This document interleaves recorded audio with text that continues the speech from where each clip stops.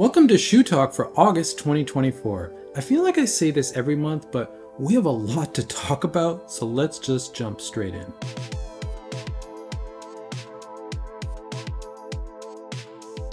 Like last month, until maybe about a week ago, I was still primarily running in this shoe, the Nike Pegasus 41. I still did not really want to be running in anything other than this shoe. Again, it just is everything I want in a daily trainer. And since I'm not doing high volume right now, which I'll talk about in a video coming on this channel in the next couple of videos, this is perfect. This is all I need. But that has finally changed. I'm finally to the point now where there's other shoes I actually want to reach for and I'm running in. So it's not all Pegasus, but the Peg 41 is really, really good. And one of those other shoes that I've been reaching for, which I hadn't run in for a couple weeks, is this, the Adidas Adizero SL2. Now, I'm treating this shoe as sort of my most cushioned shoe, and this really is the most cushioned shoe that I'm running in right now, and probably for the foreseeable future.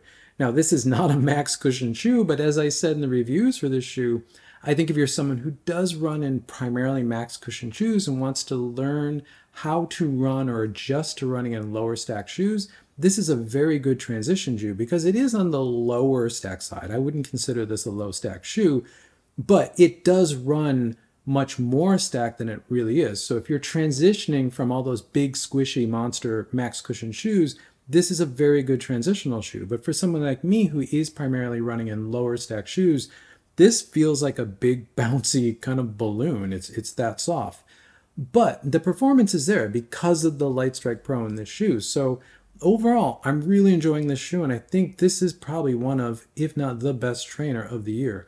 We'll see at the end of the year, but I keep coming back to this shoe after a bit of a pause, and I'm just blown away by just how good it is, how versatile it is, and how easy it would be for really anyone to step into this shoe and just enjoy it as a daily trainer, unless, of course, you pronate and you're a midfoot or heel foot striker, which this shoe is going to encourage overpronation, so I would never recommend it for that. But for really everyone else, it's a great shoe. Another shoe that I actually haven't run in much since I did my initial testing is this, the Nike Pegasus Plus. However, I've been kind of waiting to get back to the shoe because I've had a lot of other shoes and work to get through on the channel in July before I could come back and run in this shoe. And now I'm through most of that. You've seen the content now on the channel. And I'm going to come back to this shoe, and it's going to be one of the more integral shoes that I'm doing workouts in this fall because it is a non-plated super foam shoe that's got really great performance. So I'm really looking forward to getting back into this shoe. And lastly, if you watched my data or super shoe efficiency video, the last video on the channel, I'll put a link in the description too, you saw that I was very surprised that this shoe, the Nike Alphafly 3, is so working well for me. I have never really responded to an Alphafly before, but the Alphafly 3, I really respond to it, and it's actually a very fast shoe for me.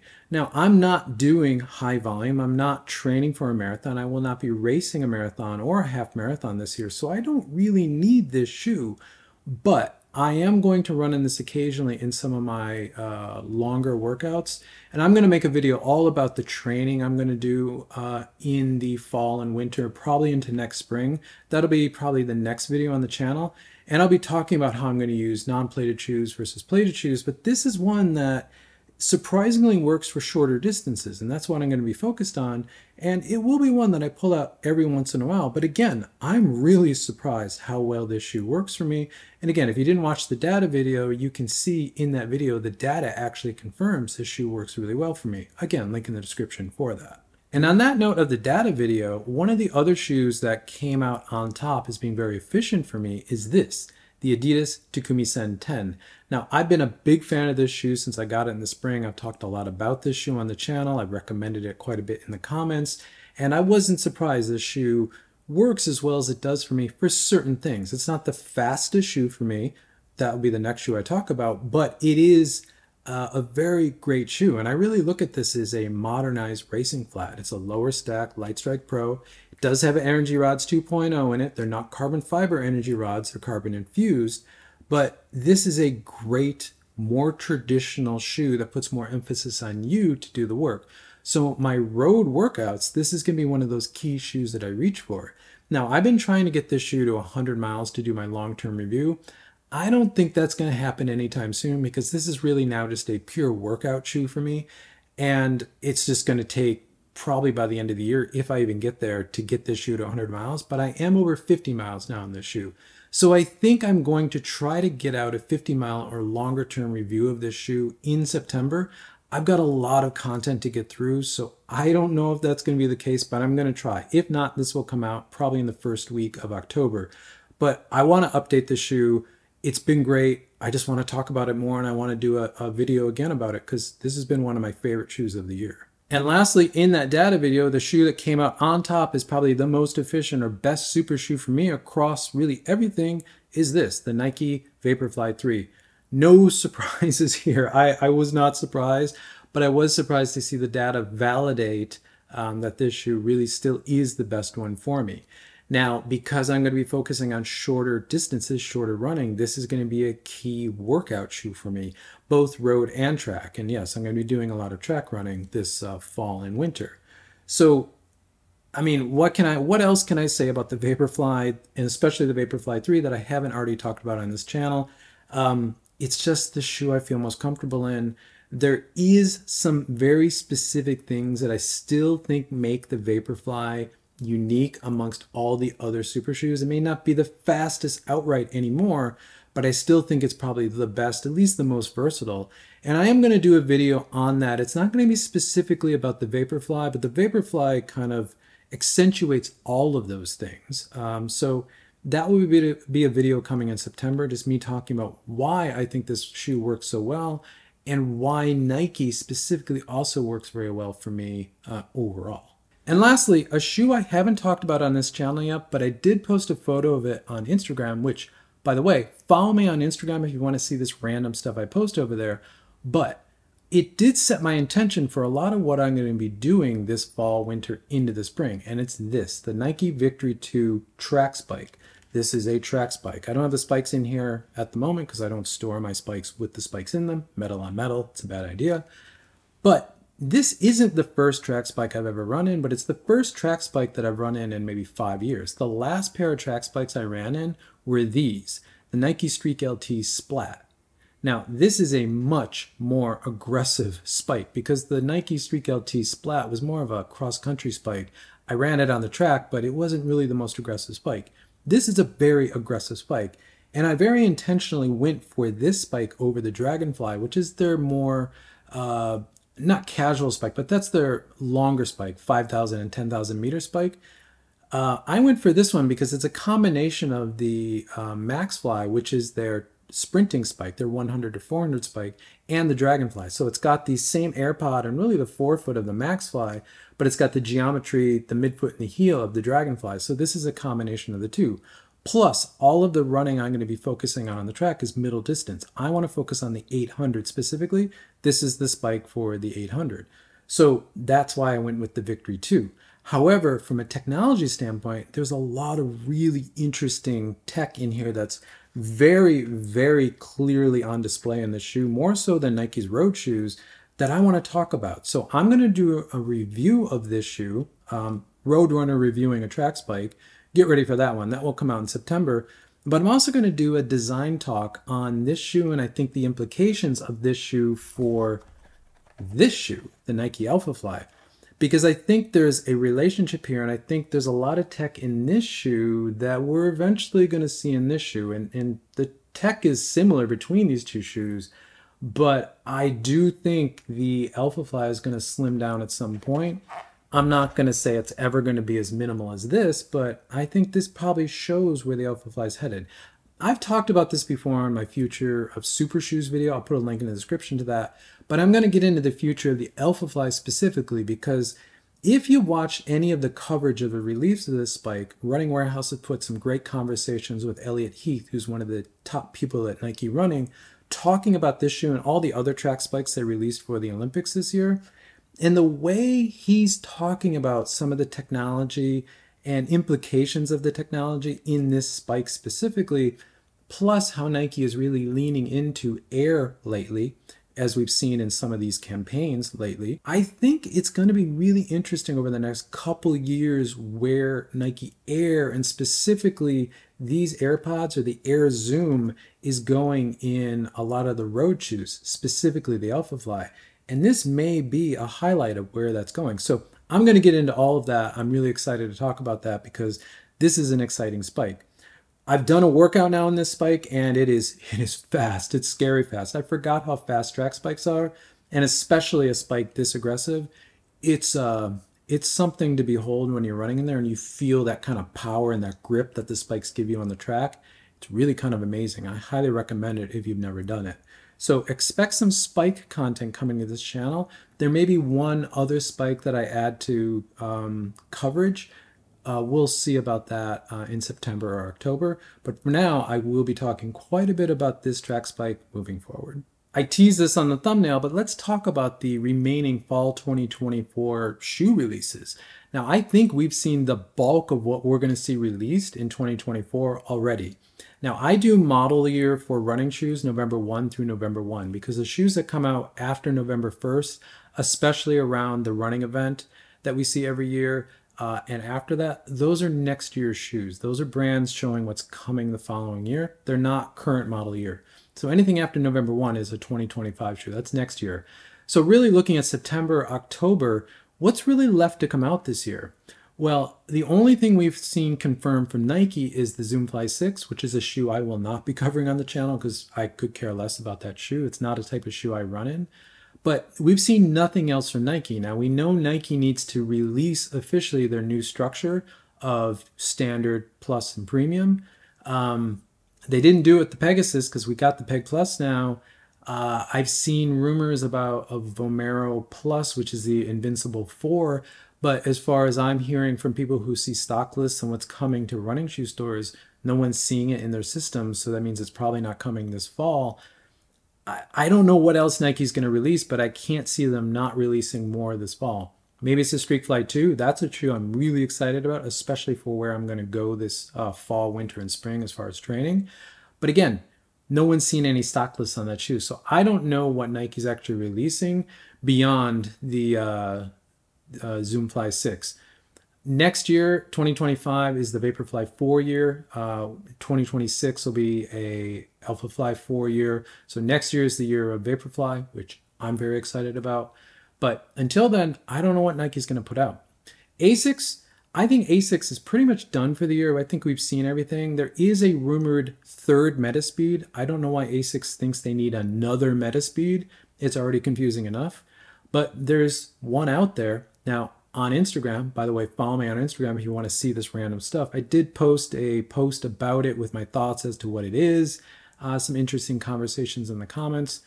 Who knows what that shoe is? Who knows when it's going to come out? I kind of lean towards next spring if we're going to see anything from ASICS, but I think for the most part, we've seen the 2024 range. Puma, I'm seeing this rumor come up in a few places now.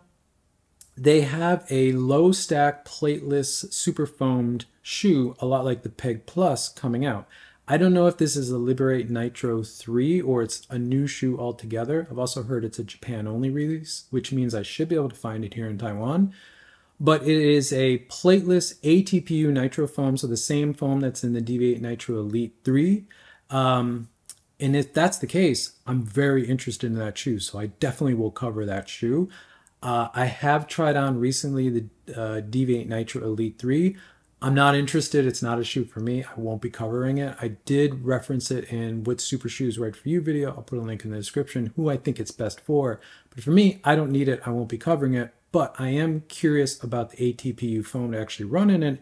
And if I can get that in a low stack plateless variant, yes, I will definitely be covering that. So we'll see what that is. Kind of excited there.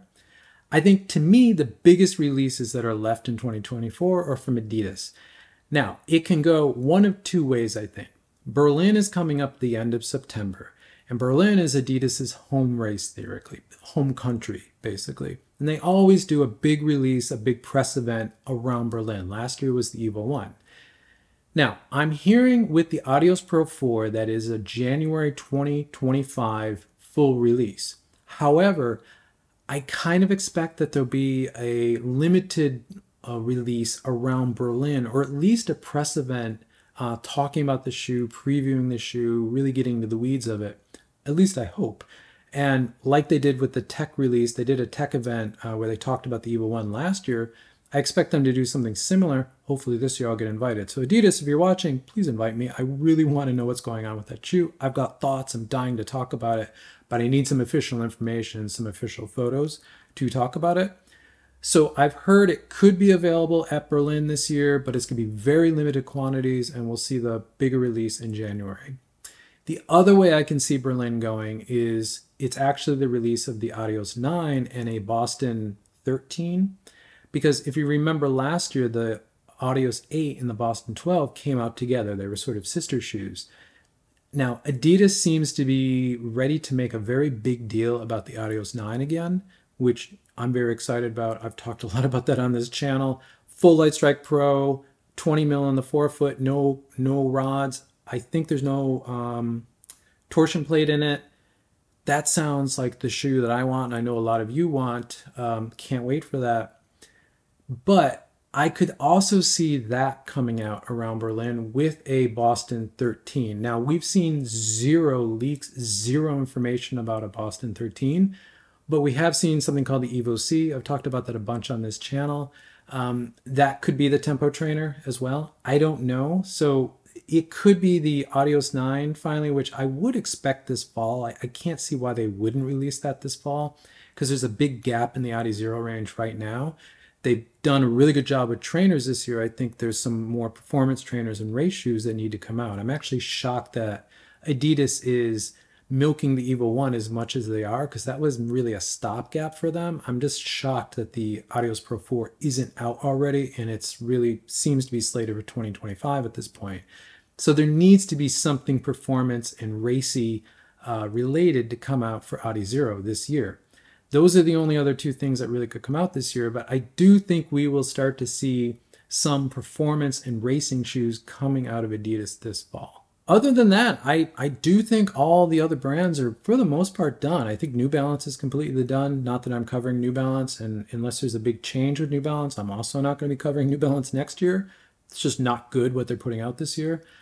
Hoka's got some things. It seems like Hoka always has things sort of in the works, but everything I'm seeing in the leaks is really for next year for that. It could be even later in the next year, but we should see stuff at TRE about Hoka next year. In all the other brands, I think Brooks, there is a rumored PIBA version of the Hyperion Elite. I don't think that's a fall thing. That's probably a 2025 thing, but who knows? They could surprise us. But I just don't think there's a lot left to come out this year. But starting in November, we will start seeing the first 2025 models coming out, and that will be exciting. Confirmed will be the Nova Blast 5, which we've already seen fully in leaks. It's not a big change, and I think there'll be some other shoes people are really excited about. But the end of the year, kind of the first new model of the new coming year, is always the Nova Blast for me, and the Nova Blast 5 will be no different. I'll try to get a pair as soon as I can this year. Who knows when that will actually release here, but ASICS has actually been really good about releasing stuff kind of early sometimes here in Taiwan, so we'll see. Looking ahead to September's content, there's going to be actually a lot of Nike content on the channel in September. I didn't plan it that way, but just the way I finally got to a few key Nike releases to do the initial impressions review, the design videos, all the stuff I want to do and talk about those shoes, it's all sort of come together in September. So there's going to be a lot of Nike content in September, but there's going to be other reviews of other shoes, other brands. There's a couple things I'm really excited that I'm just starting, which, by the way, if you follow me on Strava, link in the description, you can see what I'm running in, and you can get kind of a preview of what's coming on the channel. But in September, I'll be talking about a couple series that I'm really excited about, so stay tuned for that. There's going to be some surprises. There's going to be one review that I'm going to do in particular, which I think it's going to make a lot of people scratch their head. And if they don't think I'm crazy already, they're really going to think I'm crazy after watching this review. But I'm quite serious about it. And it fits into a larger conversation that I'm going to get into this fall with shoes. So stay tuned for that. I'm not trying to be mysterious. I just think it's going to be a big surprise, actually, what I'm going to talk about there. And there'll be some other odds and ends. Now, I am going to be in the US for about, I think about 10 days in the middle of September. That's going to be kind of a vacation. I'm not going to really be recording anything. There's going to be plenty of content publishing while I'm away. But yeah, I may be slow responding to comments because I'm going to be on a road trip and I'll be driving up down, really up the West Coast from really San Francisco area up to Seattle. So interesting stuff for me, but that's going to be the first break that I've had in a while, particularly since this channel's been live. But again, there'll be plenty of contact. I'll just be slow to reply to comments. And yeah, I'm really looking forward to what's coming in September, and I'm really looking forward to get into some of the topics and shoes I want to cover in the fall. So a lot of interesting stuff to me at least, and I hope to some of you ahead on the channel. And as always, I always appreciate the support here with watching, commenting, liking. I now have memberships available on the channel. Click the join button below the video title or the link in the description if you're on an iOS device. You can find out more about that. That just supports what I do here. And overall, just thank you for watching these videos. Thank you for the participation here. I really, truly, deeply appreciate it.